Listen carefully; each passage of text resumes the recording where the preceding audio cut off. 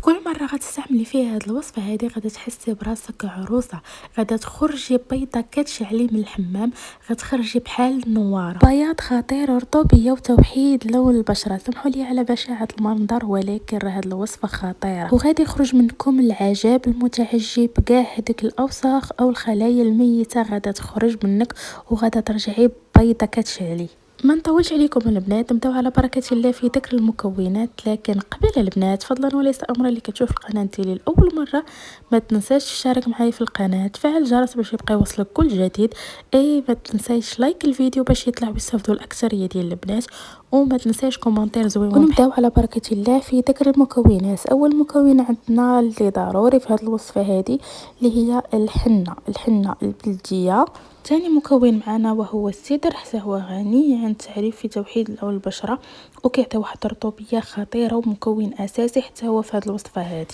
وكنزيدوا على هاد المكونات معلقه ديال الرز مطحون، كنزيدوا عليه كذلك معلقه ديال النشا، كنزيدوا عليه واحد المعلقه ديال القهوه سريعه الذوبان، ماشي القهوه الخشنه، سريعه الذوبان.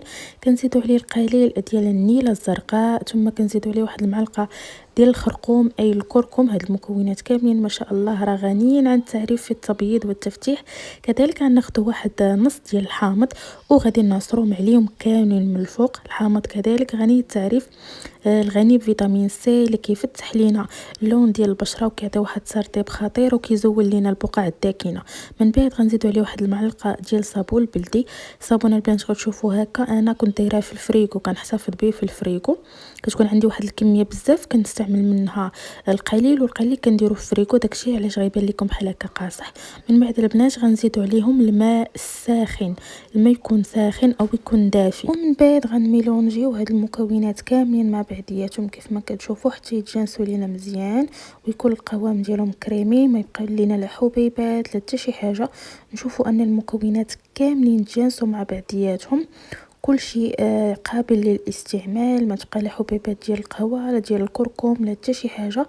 يكونوا المكونات جانسوا لينا مزيان، وديك الحنه كتبان لينا ليس، ديك الساعات كتولي قابله للاستعمال.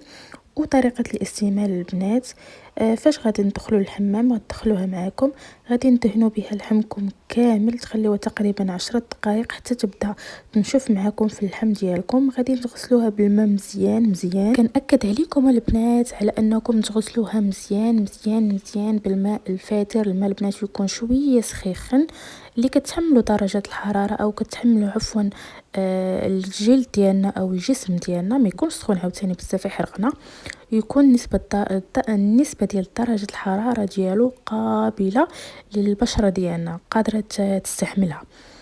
وغادي نغسلوا البنات مزيان. علاش كنأكد انكم تغسلوها مزيان من اللحم ديالكم؟ حيت الا ما غسلتوهاش البنات مع هذاك الصابون البلدي اللي فيها، اللحم غادي يبقى رطب وما غاديش يخرجوا لينا الوسيخات. خاصنا نغسلوها نشلوا لحمنا مزيان البنات حتى نتاكدوا بان ما بقاتش لينا نهائيا في الجسم ديالنا.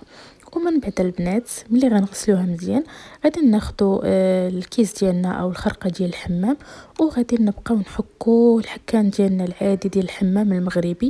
وغتشوفوا البنات الوسخات اللي غيخرجوا معكم، وغتشوفوا البنات الخلايا الميته اللي غيخرجوا معكم، غادي تصدموا من داكشي اللي غيخرج.